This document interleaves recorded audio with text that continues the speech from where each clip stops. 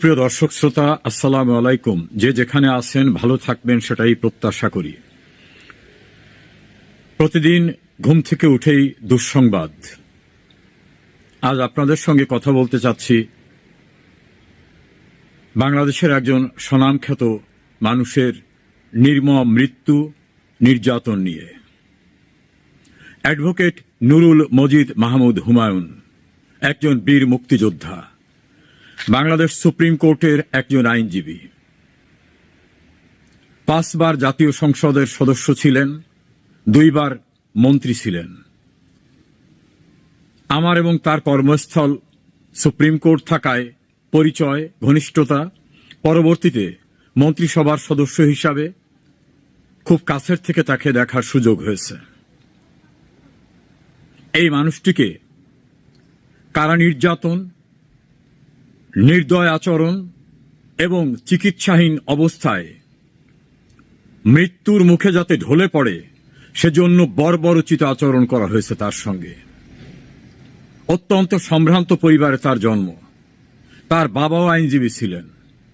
এই নুরুল মজিদ মাহমুদ হুমায়ুন মুক্তিযুদ্ধের জন্য তিনি বার করতে এসে দেশে ফিরে গেছিলেন। ব্যারিস্টার হওয়ার স্বপ্ন ভঙ্গ করে তিনি চলে গেছিলেন দেশের স্বাধীনতা যুদ্ধে অংশ নিতে। এত জনপ্রিয় যে 5 বার তিনি জাতীয় সংসদের সদস্য হয়েছিলেন, 2 বার মন্ত্রী হয়েছিলেন। অত্যন্ত শান্ত প্রকৃতির মানুষ, সৌজন্যতা, সজ্জন সবকিছু তাকে ঘিরে পাওয়া যেত। কখন উচ্চ স্বরে কথা বলতেন না, কোনো দুর্নীতি অনিয়ম তাকে স্পর্শ করতে পারত না। তার পারিবারিক বাড়ি বিশাল পরিসরের। এক কথায় বলা যেতে পারে কোনো দারিদ্রতা নিয়ে তিনি জন্ম নেননি এবং নিজের বিকশিত জীবনেও তার অন্যায় অবৈধভাবে অর্থ আয়ের কোনো প্রয়োজন ছিল না। সেই মানুষটিকে গ্রেপ্তার করা হলো 5 আগস্টের পরে। তার পরিবারের পক্ষ থেকে তার ছেলে জানালো, আত্মীয় স্বজনরা বলেছিল যে এই পরিস্থিতিতে সে কোথাও হাইড করবে কিনা, আত্মগোপনে যাবে কিনা। তিনি বলছেন, না, আমি কোনো অন্যায় করিনি, আমি কেন গা ঢাকা দেব। তিনি গ্রেপ্তার হলেন। গ্রেপ্তার হওয়ার পরে বয়সের ভার, অন্য কারণে এবং যেরকম লাইফ স্টাইলে তিনি অভ্যস্ত, যেভাবে জীবনযাপন করতে অভ্যস্ত, সেরকম সুযোগ ছিল না। তাছাড়া বিভিন্ন রোগ ছিল, তার চিকিৎসা দেওয়া হলো না। একটা পর্যায়ে যখন অবস্থার অবনতি ঘটল, বঙ্গবন্ধু মেডিকেলে নেওয়ার পরে সেখানে একজন ব্রিগেডিয়ার জেনারেল যিনি দায়িত্বপ্রাপ্ত, তার চাপে বঙ্গবন্ধু মেডিকেলে তাকে অ্যাডমিশনে না রেখে জেলখানায় ফেরত পাঠানো হলো। আবার জেলখানা থেকে সেখানে নেওয়া হয়, আবার নেওয়া হয়, আবার আনা হয়। আত্মীয় স্বজনরা বঙ্গবন্ধু মেডিকেলের কর্তৃপক্ষের কাছে যাওয়ার পরে তারা বলছে, আমাদের উপর চাপ আছে, ওনাকে ভর্তি করা যাবে না। এমন একজন মানুষ, তার চিকিৎসা হবে না, আবার তাকে জেলখানায় ফেরত নেওয়া হলো। ভয়ঙ্কর অবস্থায় তাকে ঢাকা মেডিকেলে নেওয়া হলো এবং ফ্লোরে, মেঝে তার থাকার ব্যবস্থা করা হলো। আর একজন পেশেন্ট, তার যে বেড, গণহারের যে বেড, সেই বেডটি দয়া করে তিনি ছেড়ে দিয়েছিলেন। সেই বেডের সঙ্গে তার হাতে হ্যান্ডকাপ লাগিয়ে রাখা হলো। মৃত্যুর পূর্ব মুহূর্তে তিনি যে হাত পা লড়াচড়া করবেন সেই সুযোগটুকুও রাখেন নাই। তিনি মারা যাবার পরেও হ্যান্ডকাপ বদ্ধ অবস্থায় তাকে দেখা গেছে। অর্থাৎ মৃত লাশকেও ভয়, মরা দেহকেও ভয়। নুরুল মজিদ মাহমুদ হুমায়ুনের মৃতদেহ পালিয়ে যেতে পারে, শক্তি নিয়ে দাঁড়াতে পারে, এই আতঙ্কে তার হ্যান্ডকাপটি পর্যন্ত খোলা হয়নি। বর্বরতার সেখানেই শেষ হয়নি। তার ধর্মীয় রীতি অনুযায়ী জানাজার জন্য তার এলাকার মানুষ, 2টি উপজেলা নিয়ে তিনি এমপি ছিলেন, একটা উপজেলায় জানাজা করতেই দেওয়া হলো না। আর একটা উপজেলায় জানাজার উদ্দেশ্যে এলাকার মানুষকে অবহিত করতে পরিবারের পক্ষ থেকে মাইকিং এর ব্যবস্থা করা হয়েছিল। পুলিশ এবং স্থানীয় প্রশাসন সেই মাইক কেড়ে নিয়েছে এবং পরিবারকে বলেছে ঘরের ভিতরে জানাজা করতে হবে। ভাবতে পারেন, ঘরের ভিতর জানাজা করতে হবে, বাড়ির ভিতর, এবং সর্বোচ্চ 100 মানুষের বেশি হতে পারবে না। 100 মানুষের বেশি জানাজা আসতে পারবে না। মাইকিং বন্ধ করলেও হাজার হাজার লোক এসে গেল, প্রশাসন ভেঙে পড়ল সেখানে। এমনকি সেই জানাজার অনুষ্ঠানে পরিবারের পক্ষ থেকে নুরুল মজিদ মাহমুদ হুমায়ুনের উদ্দেশ্যে তার পক্ষ থেকে মানুষের কাছে ক্ষমা চাওয়া বা যে সামাজিক কিছু কথা থাকে ধর্মীয় প্রথা অনুযায়ী, সেটাও বলতে দেওয়া হলো না। অসুস্থ অবস্থায় তার ছেলে দোয়া চাইবে, সেক্ষেত্রে তাদের হুমকি দিয়ে বলা হয়েছে যদি ফেসবুকে বা কোথাও দোয়া চায় বা অন্য কোনো কিছু করে তাহলে পরিস্থিতি আরো খারাপ হবে।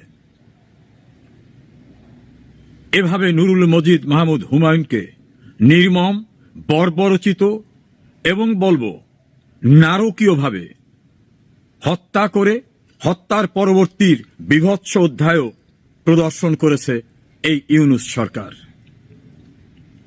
এই দেশটা স্বাধীন হয়েছে, সেখানে এই নুরুল মজিদ মাহমুদ হুমায়ুনের ভূমিকা ছিল। তিনি একজন বীর মুক্তিযোদ্ধা, তিনি জনগণের দ্বারা 5 বার নির্বাচিত এমপি, 2 বার মন্ত্রী, তিনি সুপ্রিম কোর্টের একজন আইনজীবী। তার বিরুদ্ধে সুনির্দিষ্ট কোনো অভিযোগ না থাকা সত্ত্বেও তাকে কোর্ট জামিন দেয়নি, কারণ কোর্ট তো এখন আজ্ঞাবহ কোর্টে পরিণত হয়েছে। সুপ্রিম কোর্টের আইনজীবী ছিলেন, অথচ সেই সুপ্রিম কোর্ট তাকে জামিন দিলেন না। এই নির্মমতা এবং বর্বরতার দ্বারা একটি জিনিস স্পষ্ট হয়েছে, যেসব সুশীলরা আওয়ামী লীগের সমালোচনা করতে এই ইউনূস এবং ইউনূস বাহিনীকে স্বাগত জানিয়েছিলেন, তারা এখন নিশ্চয়ই দেখছেন ইউনূস নামক এই মানুষটি কতটা বর্বর, এই মানুষটি কতটা নিষ্ঠুর, কতটা নির্মম। এই মানুষের হাতে দেশের মানুষের, সম্ভ্রান্ত মানুষের জীবন আর নিরাপদ নয়। এমনকি ধর্মীয় আনুষ্ঠানিকতা করতে এই মানুষটি দেয় না। কত লাশ নেবে? এ পর্যন্ত কয়েক হাজার মানুষ বিচার বহির্ভূত হত্যাকাণ্ডের শিকার হয়েছে। মবের সংস্কৃতিতে তাদের মেরে ফেলা হয়েছে। আমাদের কাছে তথ্য অনুযায়ী প্রায় 21 জন মানুষকে কারাগারে মেরে ফেলা হয়েছে। মারার পরে তাদের পোস্টমর্টেম করতে দেওয়া হয়নি, ময়না তদন্ত করতে দেওয়া হয়নি, কারণ তাহলে ধরা পড়ে যাবে যে কি নির্যাতনের মাধ্যমে তাদেরকে মেরে ফেলে বলা হচ্ছে হার্ট অ্যাটাক হয়েছে বা অন্যভাবে মারা গেছে। এক বগুড়ায় 5 জনকে মেরে ফেলা হয়েছে জেলখানায়। এর প্রতিটি হত্যাকাণ্ডের বিচার হবে ইনশাআল্লাহ। একটি হত্যাকাণ্ড বিচার বহির্ভূত ভাবে যাবে না। ইউনূস যেমন তার খুনিদের রক্ষা করার জন্য ইনডেমনিটি নোটিশ দিয়েছে, এই নির্বোধ জানে না ইনডেমনিটি দিয়ে কোনো অপরাধের দায় মুক্তি হয় না। যারা অপরাধ করেছে, যারা সংবিধান ভঙ্গ করেছে, আইন ভঙ্গ করেছে, মানুষ খুন করেছে, সহিংসতা করেছে, দেশের সম্পদ নষ্ট করেছে, গণতান্ত্রিক প্রক্রিয়াকে ব্যাহত করেছে, আজ হোক কাল হোক এর বিচার হবে। কেউ পরিত্রাণ পাবেন না, পালাবারও সুযোগ পাবেন না। নুরুল মজিদ মাহমুদ হুমায়ুনের মতো অনেককেই নির্মমভাবে মেরে ফেলা হচ্ছে, এমনকি হেফাজতে, কাস্টডিতে, জেলখানায় নেওয়ার পরেও। রাস্তাঘাটে তো কেউ নিরাপদই নেই, সেখানে তো এখন সবাই বলছে স্বাভাবিক মৃত্যুর গ্যারান্টিও নাই দেশে। প্রিয় দেশবাসী, এই ঘাতক, এই নিষ্ঠুর, এই পাষণ্ড, অবৈধ ক্ষমতা দখলকারী, নির্যাতনকারী, এদের থেকে যাতে দেশ আর ধ্বংস না হয়, আমাদের ঘুরে দাঁড়াবার এখন উপযুক্ত সময়। শেখ হাসিনা কোনো অপরাধীকে প্রশ্রয় দিতেন না। বিচারহীনতার সংস্কৃতি তিনি দূর করেছিলেন। যারা খুন করে বলতো আমাদের কেউ কিছু করতে পারবে না, তাদের দাম্ভিকতা চূর্ণ করেছিলেন। আজ বাংলাদেশটা ধ্বংসের শেষ প্রান্তে, আমাদের ঘুরে দাঁড়াতেই হবে। আবার শেখ হাসিনার নেতৃত্বে উন্নয়নের অগ্রযাত্রা, আইনের শাসন এবং মানুষের কল্যাণে প্রয়োজনীয় সব পদক্ষেপ নিতে হবে। প্রস্তুত হন, সেদিন খুব দূরে না। আল্লাহ আমাদের সহায় হন। কিংস পার্টি এনসিপিকে দিয়ে নাটক সাজিয়ে আওয়ামী লীগের কার্যক্রম নিষিদ্ধ করে গভীর খাদে দিশেহারা সরকার। একদিকে বাড়ছে আন্তর্জাতিক চাপ, অন্যদিকে দেয়ালে পিঠ থেকে যাওয়া আওয়ামী লীগ দেশে বিদেশে বাড়াচ্ছে সক্রিয়তা। 1 মাসের মধ্যে লন্ডন ও নিউ ইয়র্কে দলটির শক্তি প্রদর্শনের মাত্রায় বড় ধরনের উদ্বেগ ঘিরে ধরেছে